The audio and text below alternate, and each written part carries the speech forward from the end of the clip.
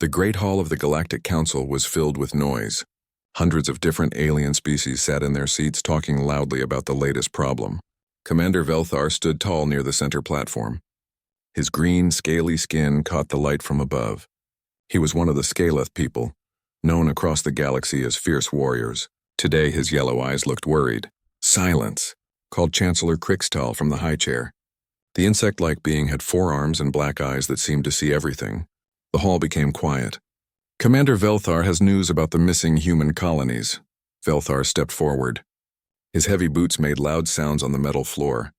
3 human colonies have gone silent in the last month, he said in his deep voice. Kepler 442b, Ross 128b, and Proxima 7. Our scout ships found nothing but empty buildings and blood. A wave of worried sounds filled the hall. Different aliens spoke in their own languages. Some looked scared. Others seemed angry. Near the back, Ambassador Hyunwoo sat with his hands folded. He was a middle-aged human with gray hair and kind eyes. But today those eyes looked very serious. "What do we know about who did this?" asked a blue-skinned alien from the front row. "The attack patterns are strange," Velthar replied. "No plasma burns, no explosion marks. The people just disappeared. But there are signs of a fight." Hyunwoo stood up slowly. "How many people lived in those colonies?" "About 50,000 humans total," Velthar said quietly. The human ambassador closed his eyes for a moment. When he opened them, something had changed. "I need to contact Earth immediately." Far away from the council meeting in the dark space between stars, a massive ship moved through the black. The ship was called Bloodfang, and it belonged to the Nexi people. These aliens looked like walking nightmares. They had long claws, sharp teeth, and red eyes that glowed in the dark. Their skin was gray and rough like stone. War Chief Morgak sat on his throne made from the bones of different creatures. He was larger than most Nexi, with scars covering his arms and face. Each scar told the story of a hunt. Each hunt meant death for someone else. "My lord," said his Lieutenant Sectar. The smaller Nexi bowed low. "The human colony meat is ready for the feast." Morgak smiled, showing his pointed teeth. "Good. The humans fight well before they die. Their fear makes the meat taste better." For hundreds of years, the Nexi had hunted other species across the galaxy. They took some for food. Others they kept as slaves. Some they killed just for fun.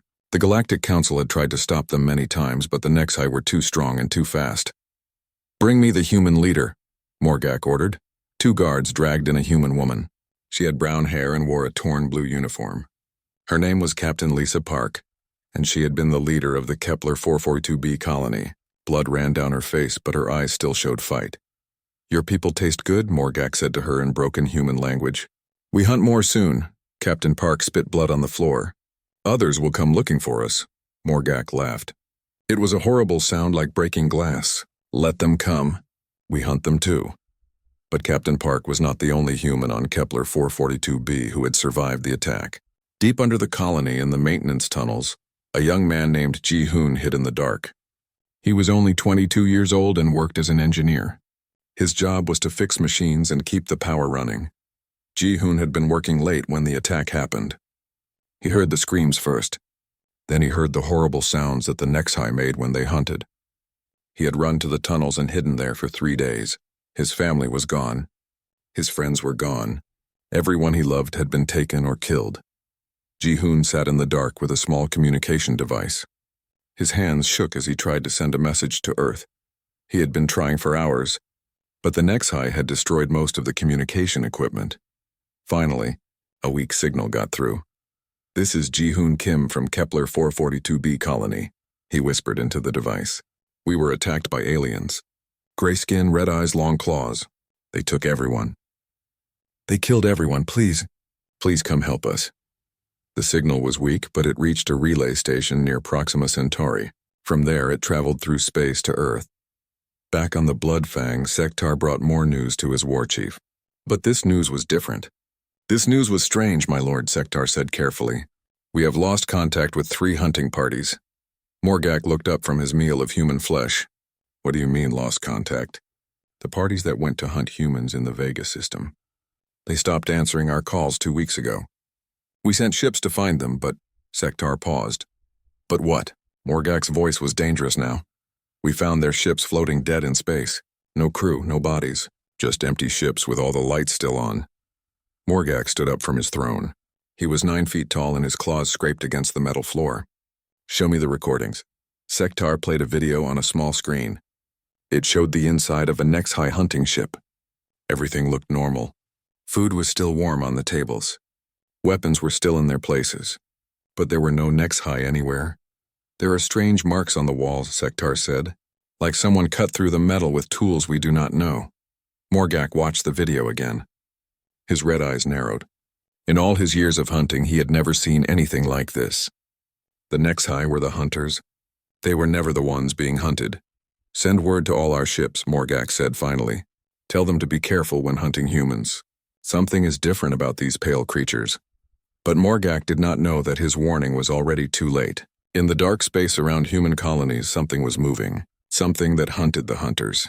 Something that made the Nexhai look like children playing games. The hunt had begun. But this time the humans were not the prey. 3 weeks had passed since the attack on Kepler 442b.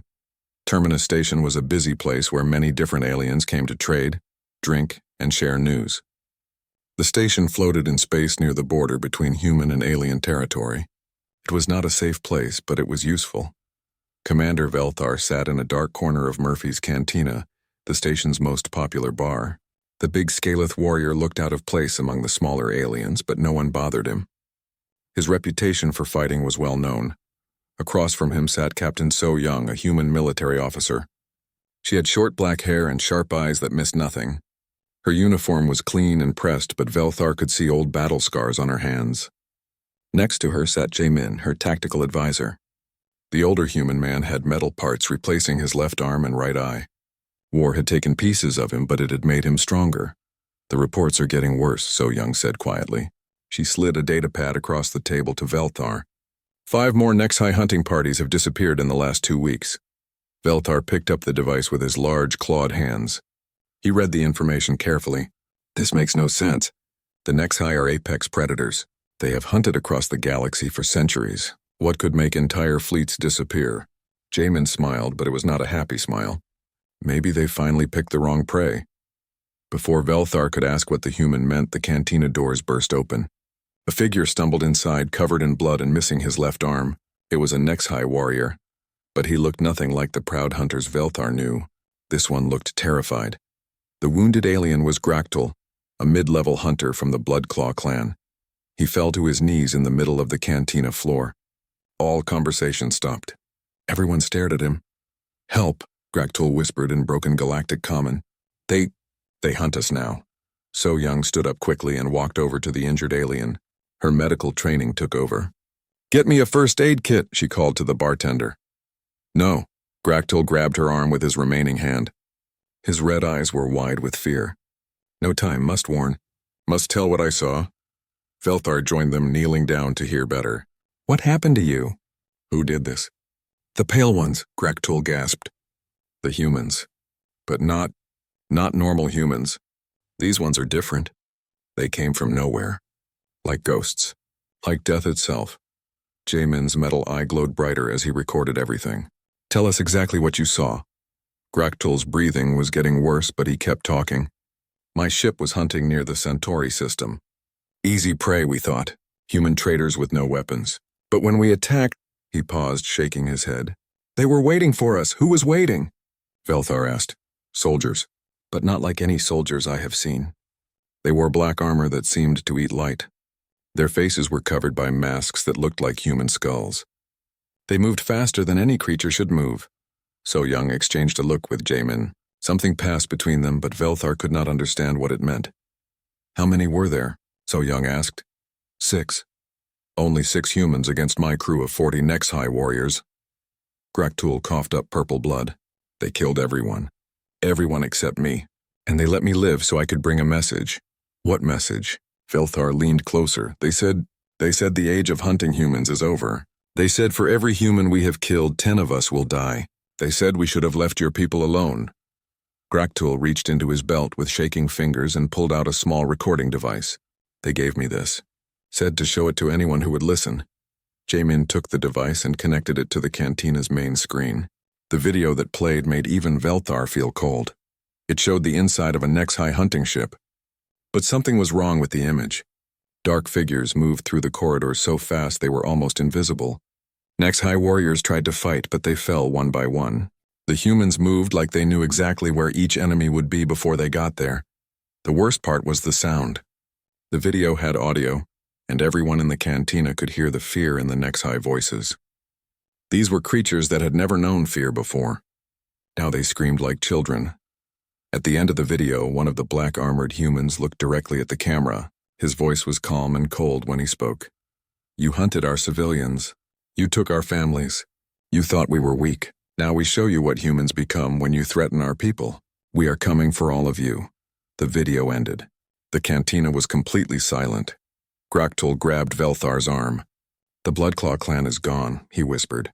"All of them. 200 ships, 10,000 warriors, all dead or missing. These humans, they do not just fight back. They hunt us like we hunted them, but they are better at it." With those words, Graktul collapsed and died on the cantina floor. Velthar stood up slowly. His warrior instincts told him that everything had changed. The galaxy was not the same place it had been an hour ago. "Captain So Young," he said carefully, "what do you know about these soldiers?" So Young looked at him with eyes that held secrets. "I know that my people take care of their own. I know that when you hurt innocent humans, you make a choice, and choices have consequences." Before Velthar could ask more questions, his communication device beeped. It was an emergency message from the Galactic Council. The message was short. "Bloodclaw clan main fleet destroyed. All 200 ships, no survivors. Single message beacon found broadcasting in Nexhi language. You hunted our civilians. Now we hunt you." Velthar looked at the two humans sitting across from him. So Young's face showed no emotion. Jamin was still smiling that cold smile. "How long have your people been planning this?" Velthar asked. "We do not plan revenge," So Young said quietly. "We plan justice." "There is a difference." She stood up and nodded to Jamin. They walked toward the door, leaving Velthar alone with his thoughts and the body of the last Nexhi he would ever see alive. As they reached the door, Jamin turned back. "Commander Velthar, a piece of advice. Tell your people to spread the word across the galaxy. Tell every species that thinks about hunting humans. Tell them what happened here today." "What should I tell them?" Velthar asked. "Tell them that humans do not forgive. We do not forget. And we never stop hunting those who hurt our families." The door closed behind them, leaving Velthar alone in the cantina with the dead Nexhi, and the certain knowledge that the galaxy would never be the same again. War Chief Morgak stood on the bridge of his flagship, the Carnage Bringer. The massive ship was the size of a small city, and carried enough weapons to destroy planets. Around him, the last great fleet of the Nexhi people moved through space toward the human home system. Morgak was desperate. In just 1 month, the Bloodclaw clan had lost almost everything. Hundreds of ships were gone. Thousands of his best warriors had vanished without a trace. The other Nexhi clans were starting to whisper that maybe the humans were too dangerous to hunt. "My lord," said Sektar from his position at the navigation controls, "we are approaching the edge of the human solar system. Their outer defense stations have detected us." Morgak smiled, showing his sharp teeth. "Good, let them see us coming. I want these pale creatures to know that the Nexhi do not run from anyone." The war chief's plan was simple. He would attack Earth itself and force the mysterious human warriors to fight him in open battle. No more hiding in the shadows, no more appearing from nowhere like ghosts. This time they would face him with honor, warrior to warrior. "Send a message to all ships," Morgak ordered. "We attack in formation. Show no mercy. Take prisoners only if they surrender quickly." 300 Nexhi warships began their assault on humanity's home system. They were met first by the human outer defense grid, a network of automated weapons platforms and patrol ships. The human defenses fought well, but they were quickly overwhelmed by the Nexhi numbers. On the orbital fortress Aegis, Admiral Minho watched the battle through the main view screen. The middle-aged human officer had served in the Earth Defense Force for 30 years. He had fought pirates, rebels, and hostile aliens. But he had never seen anything like this Nexhi fleet. "Sir," called his communications officer, "all civilian transports are evacuating according to protocol, but at this rate the enemy will reach Earth orbit in 6 hours." Minho nodded. "Send word to the hidden bases. Tell them it is time, sir." The officer looked confused. "Which hidden bases?" Minho turned to look at her. His eyes were calm, but there was something else there. Something that looked like satisfaction. Tell them the ghost company is cleared for full deployment. Light years away, in a section of space that appeared empty on all sensors, something began to happen. Ships started to appear from nowhere. Not decloaking, actually materializing from what seemed like empty space. These ships were painted black and carried no markings except for a simple white skull. The largest ship was called the Silent Death. On its bridge stood Colonel Boram, commander of Ghost Company's Void Operations. She was a tall woman with silver hair and scars across her face. Her left leg had been replaced with a mechanical one after a pirate attack on her family's transport ship. "All units report ready," said her tactical officer. "We have 60 ships in the first wave." Boram watched the tactical display showing the HFY fleet approaching Earth. "Open a channel to their flagship." The main screen flickered, and suddenly Morgak's ugly face appeared. His red eyes widened when he saw Boram. "I am Colonel Boram of the Human Ghost Company," she said in perfect HFY language. "You made a mistake coming here. We gave your people a chance to stop hunting our civilians. You chose to ignore our warnings," Morgak laughed. "One human female thinks she can threaten the mighty Bloodclaw clan? Show yourself, pale creature. Let us fight with honor." Boram's smile was colder than space itself. "Honor? You hunt defenseless families and call it honor? You eat children and call it tradition? There is no honor in what you do. There is only justice in what we are about to do to you." She gestured to her tactical officer. "Begin the hunt." What happened next would be talked about in the galaxy for 1,000 years. The Ghost Company ships did not attack like normal warships. They moved in ways that seemed impossible. They appeared behind enemy vessels, destroyed them, and vanished before the HFY could respond. They phased in and out of normal space, striking from angles that should not exist. Morgak watched in growing horror as his fleet was torn apart. His warriors, the most feared predators in the galaxy, were being hunted like animals. "How are they doing this?" he screamed at Sektar. "I do not know, my lord. Their ships appear to be using some kind of dimensional technology. They are not just moving fast. They are moving through spaces we cannot see." On the Silent Death, Boram watched the battle with calm satisfaction. "Launch the boarding parties," she ordered. Small ships shot out from the Ghost Company fleet. These craft were filled with human warriors unlike anything the galaxy had ever seen. Among them was Jihoon, the young engineer who had survived the attack on Kepler 442b. But Jihoon was no longer the scared boy who had hidden in the maintenance tunnels. The Ghost Company had found him, recruited him, and transformed him into something that would have terrified his former self. He wore black armor that seemed to absorb light. His helmet was shaped like a human skull. Mechanical parts had been grafted onto his body, making him faster and stronger than any normal human. But the biggest change was in his eyes. They had become as cold and hard as metal. "Remember," he said to his squad as their boarding craft approached the Carnage Bringer, "these creatures killed our families. They ate our children. They thought we were weak. Show them what humans become when you threaten what we love." The boarding craft cut through the hull of Morgak's flagship like it was made of paper. Ghost Company warriors poured into the ship's corridors. What followed was not a battle. It was an execution. The HFY warriors tried to fight, but they had never faced anything like these transformed humans. The Ghost Company soldiers moved with perfect coordination. They knew exactly where each enemy would be before they got there. They struck from the shadows and vanished before the HFY could react. Jihoon moved through the ship's corridors like death itself. Every HFY he encountered fell to his weapons. He felt no anger, no hate, no emotion at all. He had been trained to be a perfect hunter, and that is what he was. He reached the bridge of the Carnage Bringer to find Morgak waiting for him. The war chief held a massive battle axe and stood ready to fight. "So," Morgak said, "one of the pale ghosts shows himself at last. Come then, human. Let us see if you fight as well as you hide." Jihoon removed his helmet, showing his young face, but his eyes were ancient with pain and purpose. "I am Jihoon Kim," he said in perfect HFY. "You killed my family on Kepler 442b. You ate my sister. You took my parents as slaves. I have been looking for you for a long time." Morgak's confidence wavered. He had seen that look before in the eyes of prey animals when they stopped running and decided to fight back. "The HFY do not apologize," Morgak said. "We are predators." "It is our nature to hunt," Jihoon nodded. "And it is our nature to protect our families. You wanted to hunt humans, War Chief. Congratulations, you succeeded. Now you get to see what we become when you do. The fight was over quickly. Morgak was strong and skilled, but Ji-hoon had been transformed into something beyond normal human limits. When it ended, the last war chief of the Bloodclaw clan lay dead on his own bridge. Outside, the battle was ending too. The entire Nexi fleet had been destroyed. Not a single enemy ship escaped. The message was clear to everyone in the galaxy who was watching. The age of hunting humans was over. The battle for Earth was over, but the war between humans and the Nexi was far from finished. Deep inside the wreckage of the Carnage Bringer, Ji-hoon walked through corridors filled with the bodies of alien warriors. His squad of Ghost Company soldiers followed behind him, checking each room for survivors.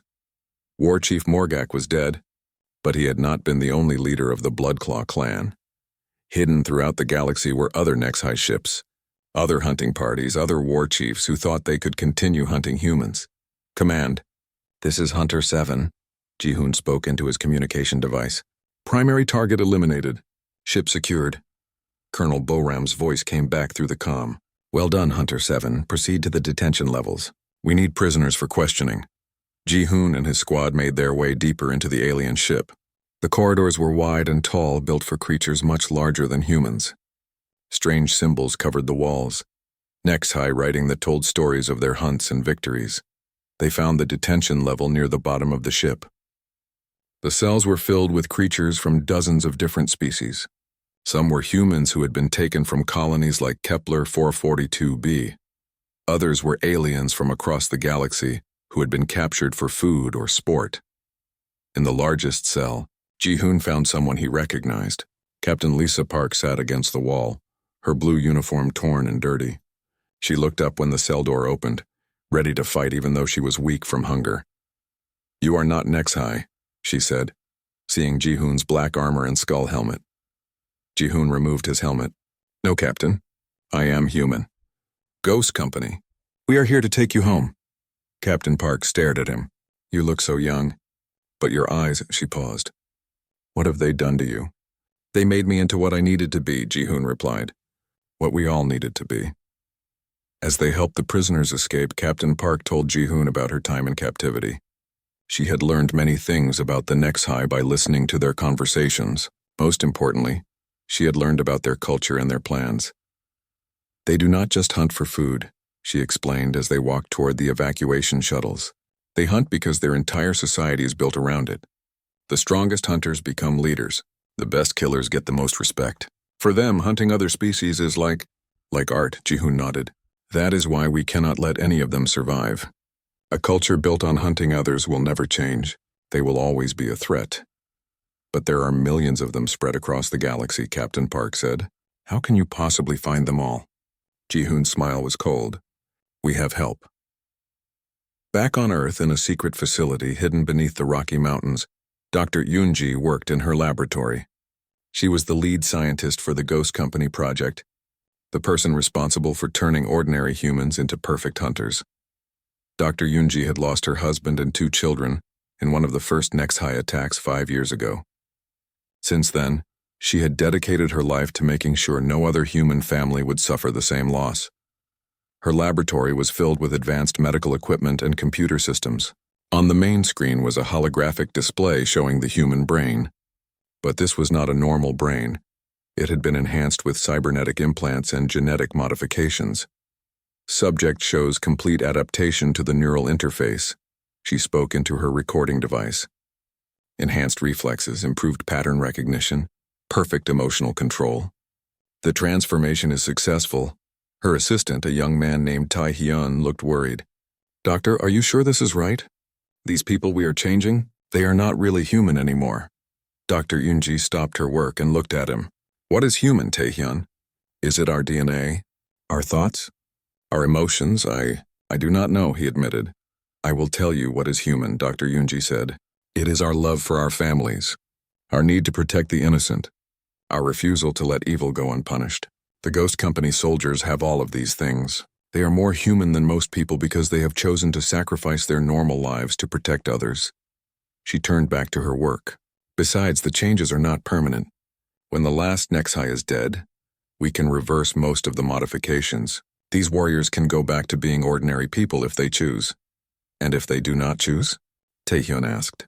Dr. Yoonji was quiet for a long moment. Then they will become humanity's guardians, forever watching the galaxy to make sure nothing like the HFY ever threatens our people again.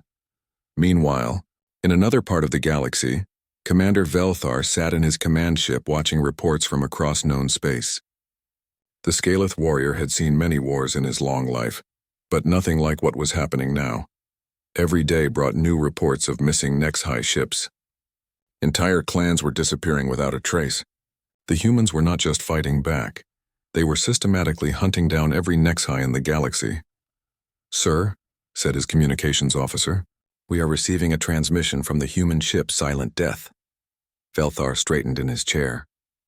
Put it on screen. Colonel Boram appeared on the view screen. She looked tired but determined.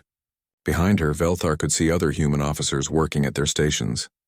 Commander Velthar, Boram said, I hope you are well. Colonel Boram, I have heard about your activities.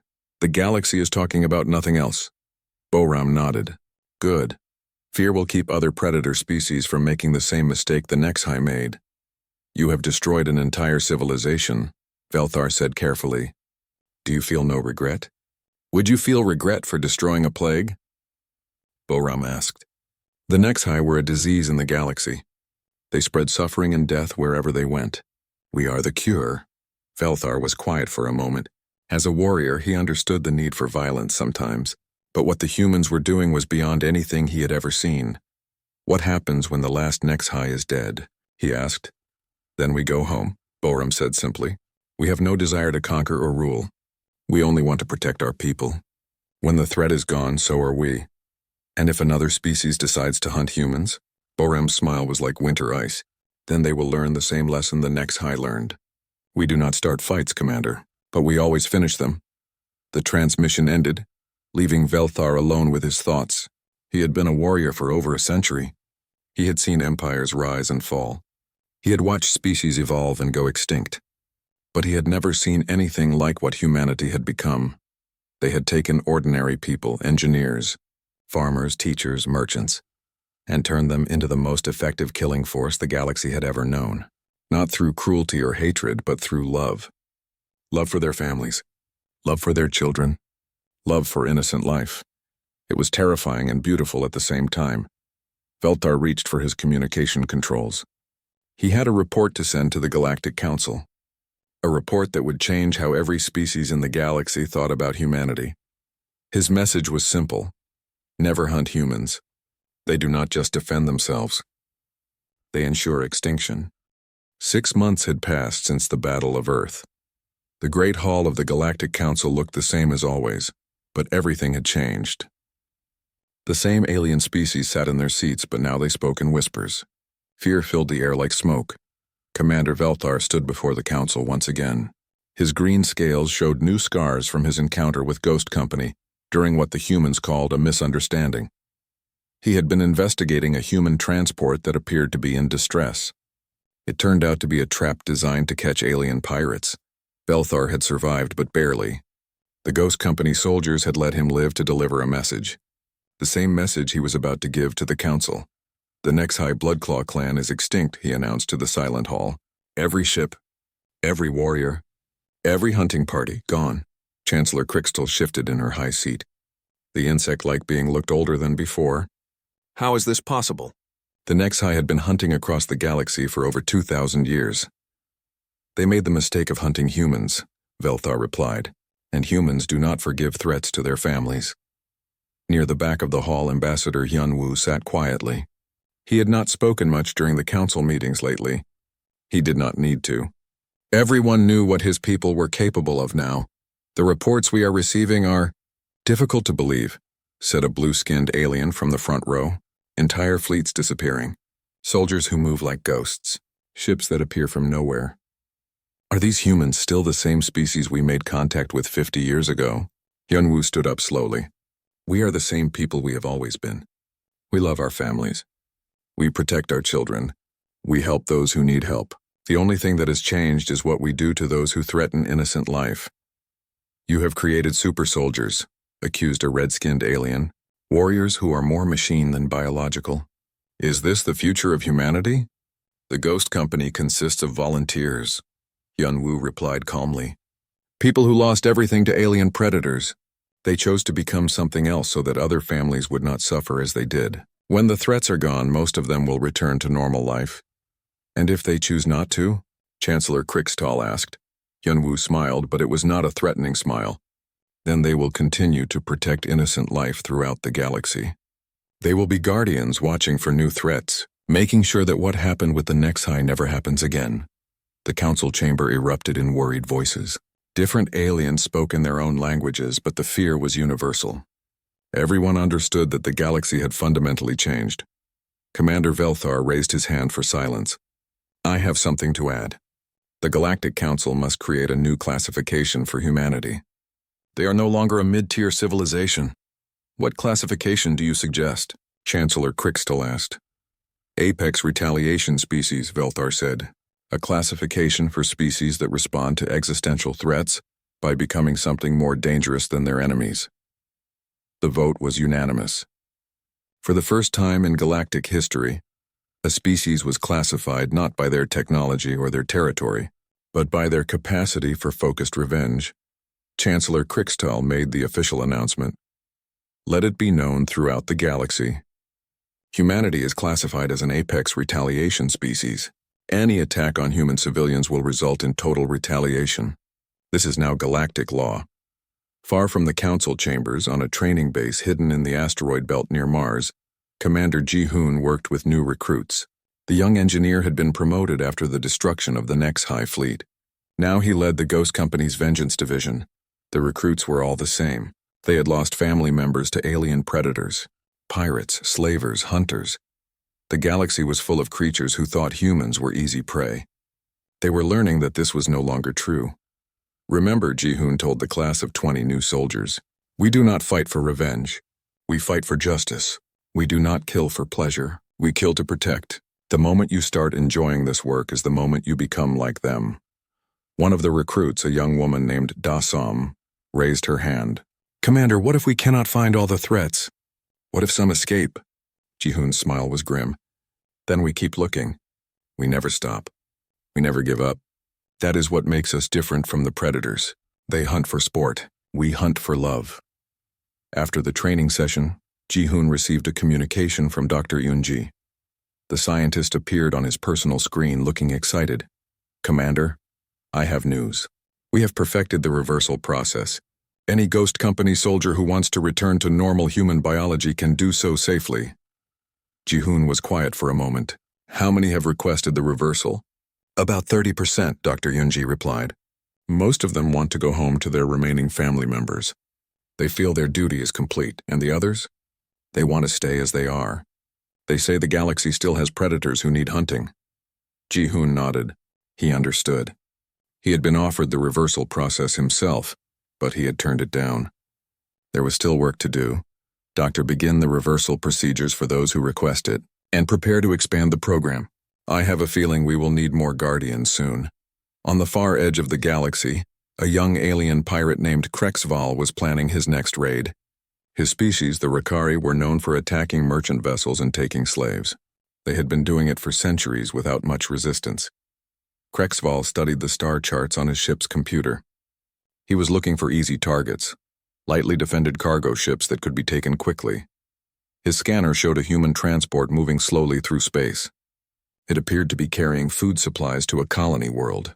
Perfect prey, Captain, said his first mate, an older Rakari named Vector. Are you sure about this? The stories we have heard about humans lately. Krexval laughed. Stories told by cowards. The humans got lucky with the Nexi, nothing more. Besides, this is just one transport ship. What could go wrong? Vector walked over to the communication console and pulled up a wanted poster from the galactic database. It showed a young human face, Ji-hoon Kim, commander of Ghost Company Vengeance Division.